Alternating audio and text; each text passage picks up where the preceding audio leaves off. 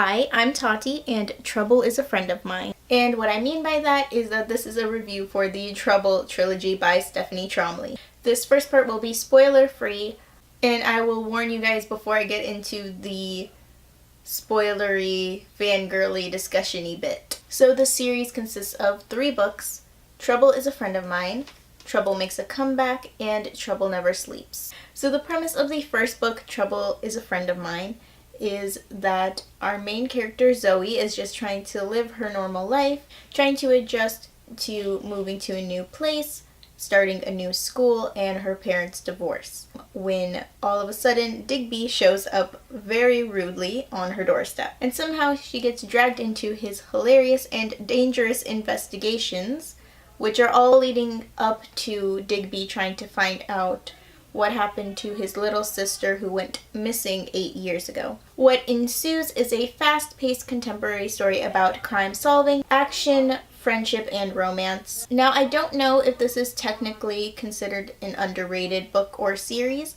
I've seen good ratings for it on Goodreads. I think it gets mostly good ratings. However, I just haven't seen a lot about it here on BookTube. I personally absolutely loved this series. It's got amazing characters and a plot that was never boring, but also never moved too fast. What I mean by this is that I never felt like I was stuck in a part of the story that wasn't moving the plot along, which is very hard to do in a second book, especially in a trilogy. And I also never felt like I missed out on any parts that I wish had been gone into in more detail. I've seen it compared to The Breakfast Club, Veronica Mars, and Sherlock, which I agree with. I might even throw in a little Elementary too. One of my absolute favorite things about the series is how the author created high-stakes situations for our characters to be in that I didn't find unrealistic. Do I believe that Digby could get them into that much trouble that fast? Yes, I do. However, I do think I'm pretty good at suspension of disbelief, so I might not be the most reliable person to comment on this. And the dialogue is something else that I wanted to talk about because I really liked it. This whole review is basically things I liked. And the dialogue is just so fast and witty, and it's perfect for this story and the pace of the story. As for star ratings, I gave the first book 4 out of 5 stars, and I gave 5 stars to each of the next 2 books, Trouble Makes a Comeback and Trouble Never Sleeps. I definitely recommend giving it a try if you like young adult mysteries or contemporaries with smart, witty, sarcastic characters. Hi, this is me from the future when I'm editing this video.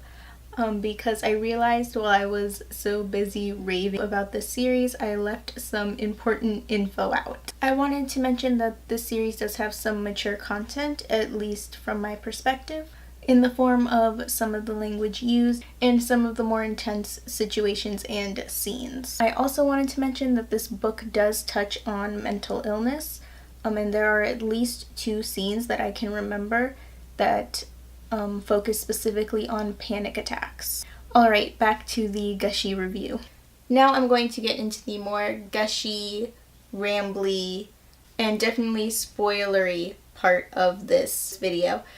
So if you haven't read the series yet, the complete series, I recommend maybe leaving this video now and maybe coming back after you finish reading all the books, especially if spoilers do bother you, because it's going to have lots of spoilers. I'm going to get into everything I can remember. But before you leave, let me know if you're planning to read this series.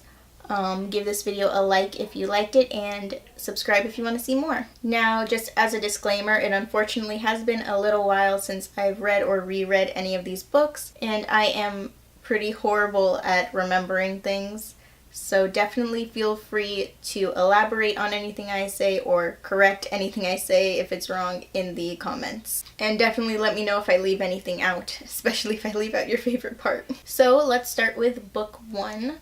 I love how all the books in the series actually start with a glimpse into the climax of the story. This is not like an uncommon plot device. I have seen it been used before in other books.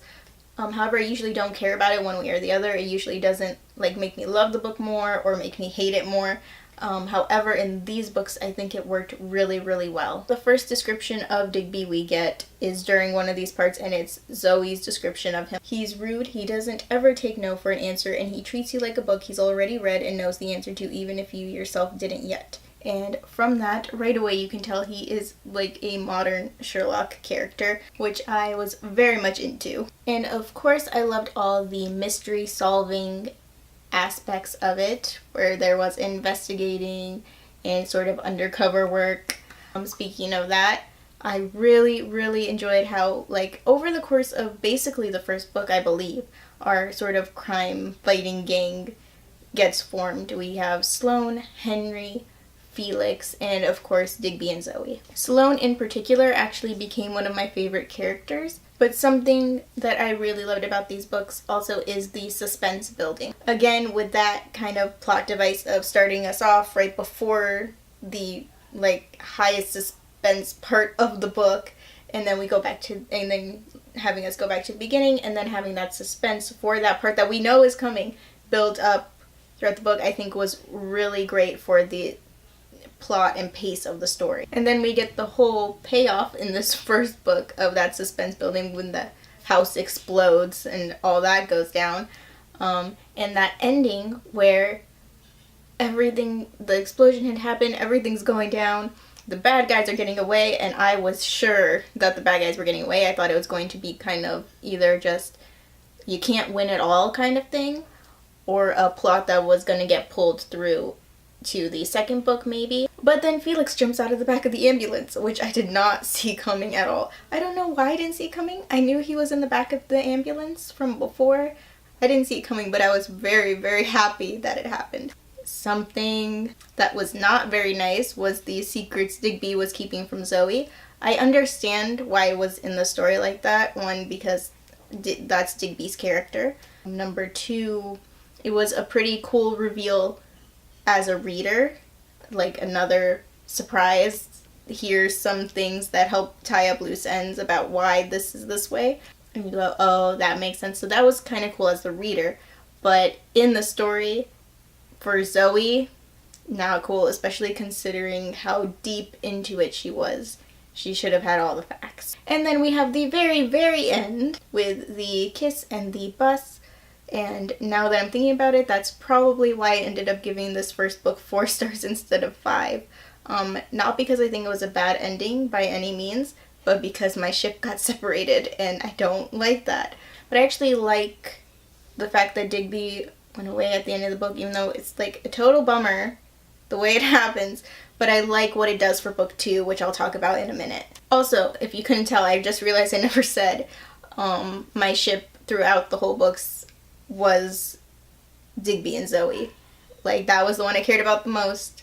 I like Sloane and Henry together, but if I have to choose one ship, it's Digby and Zoe. But anyway, moving on to book 2, which starts off kind of the way that book 1 ended, with no Digby, which is kind of a bummer. However, like I was saying earlier, I do like what this did for the story, because with Digby gone, she makes some friends, she gets a boyfriend, and she kind of has that high school experience that she wanted in the first book. And I think this was really important for her character development and growth, and kind of for the plot of the story too.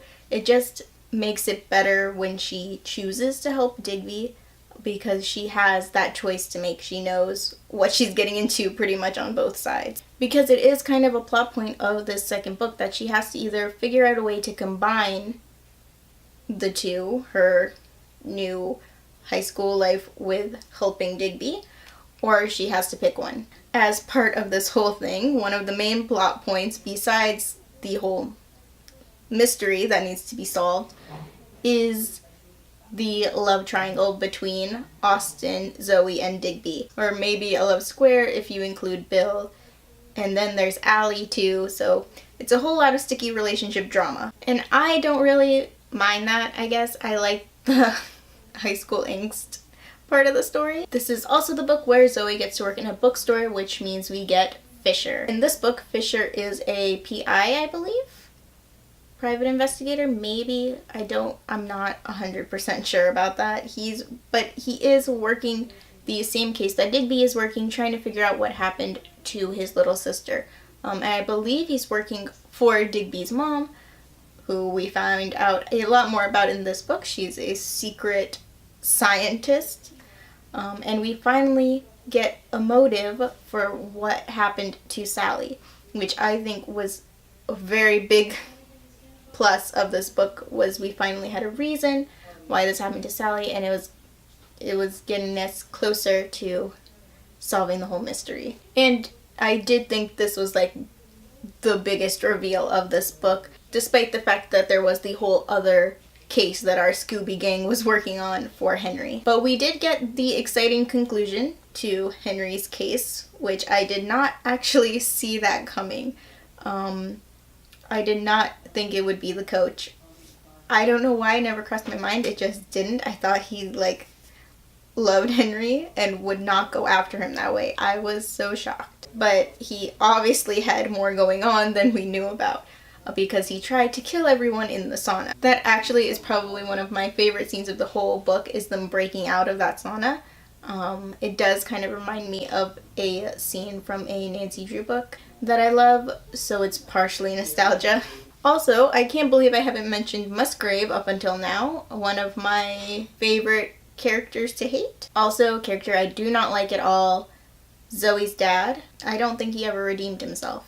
I can't remember that much of the third book, so maybe I'm forgetting something, but from what I remember, he never redeemed himself really. So finally, back to particularly book 2, we get the scene with Sloane and Zoe getting ready for the party, which is one of my favorite things. I love any scene where it's Zoe and Sloane being friends. I just like their friendship because, again, Sloane turned out to become one of my favorite characters of the series, which I was not expecting at the beginning. So then we have the party, which is full of more sticky relationship drama. Zoe's going to break up with Austin. Austin has been trying to break up with Zoe for most of the book, which I don't remember if I figured out when I was first reading the book. However, retrospectively, it's definitely obvious that he was trying to break up with her. If she would have given him like 2 seconds to just talk to her, which is the irony of the situation. The alley thing, I don't think I saw coming at all. And then we have Bill, which I don't really want to talk about Bill.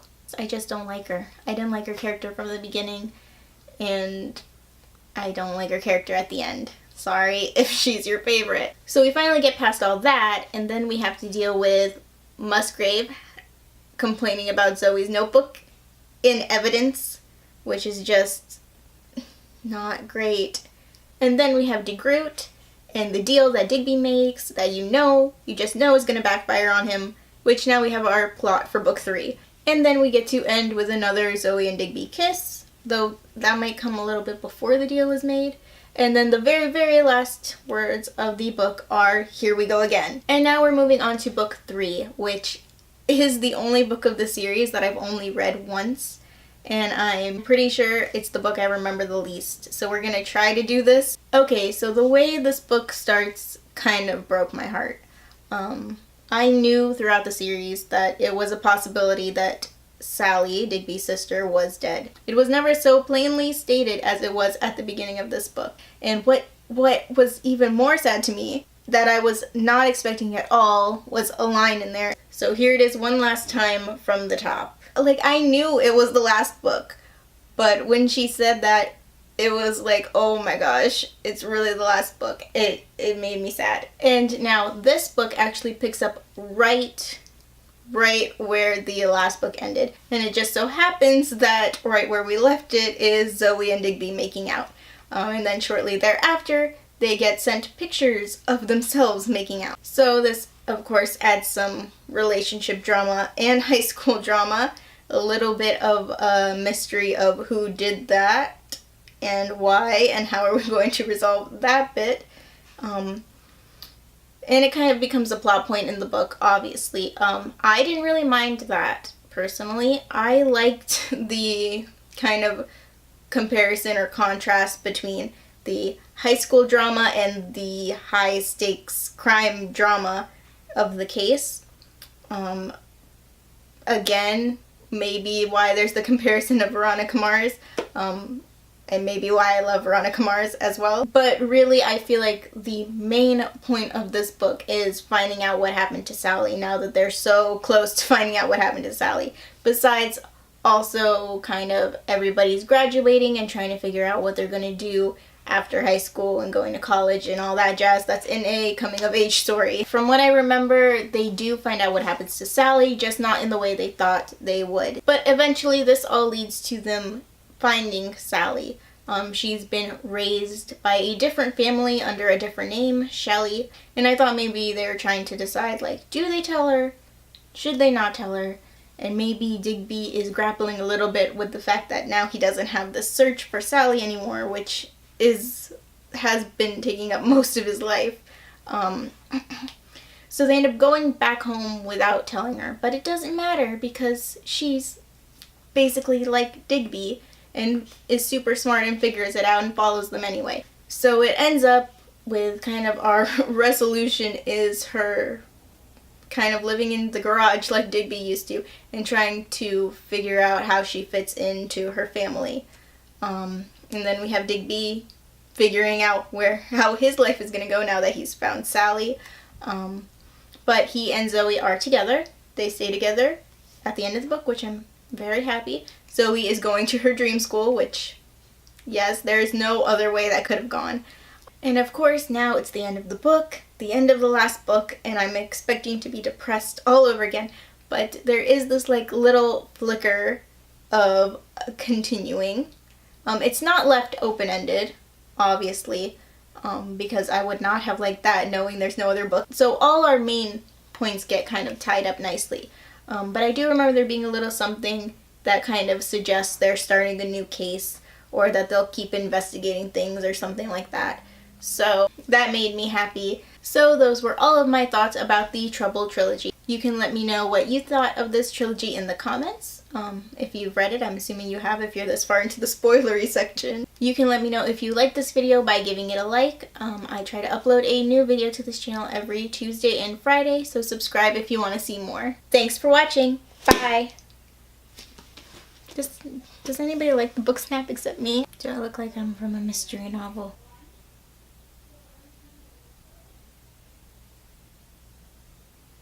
Compared blah blah blah 5 stars. Don't point, I don't know where the picture is gonna be. Ugh. That's my dog barking. That's fine. Here's the spoiler bit. You can tell the difference from the non-spoiler bit and the spoiler bit because my hair is behind my ear. That doesn't mean anything to anyone but me.